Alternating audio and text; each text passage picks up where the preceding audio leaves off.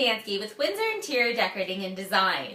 And it's Wednesday, so that means I'm going to answer another one of your design questions.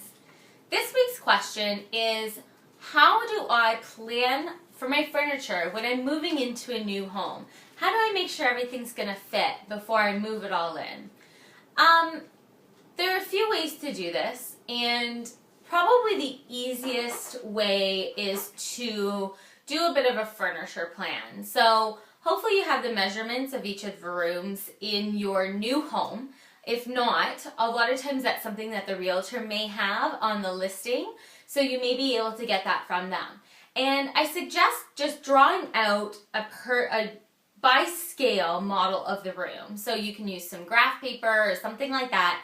And then you're going to take your furniture pieces, same thing, just measure out the length and the width of each of those furniture places and do the same on graph paper. So make sure that everything is the same scale, and then you can kind of play around and take your little pieces of paper, kind of cut out the sofa, put it in the room, cut out, the coffee table, put that in the room, and you can kind of play around with it and see what you like and see what you don't like. The other thing that you're going to want to do is just measure things like doorways, stairways, things like that.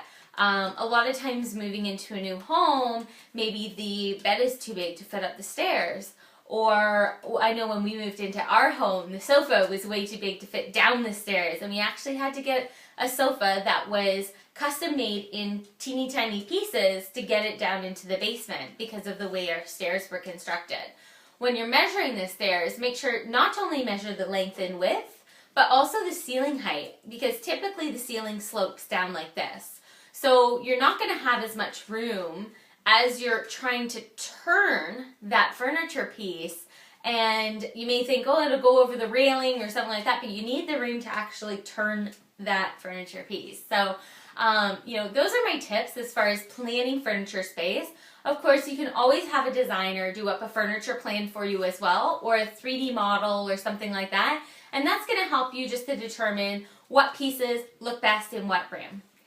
I hope this answers your question, and if you'd like to submit your question to be answered by a professional designer, send them in to info@windsorinteriordesign.com. We'll see you next week for the answer to another design question. Bye for now.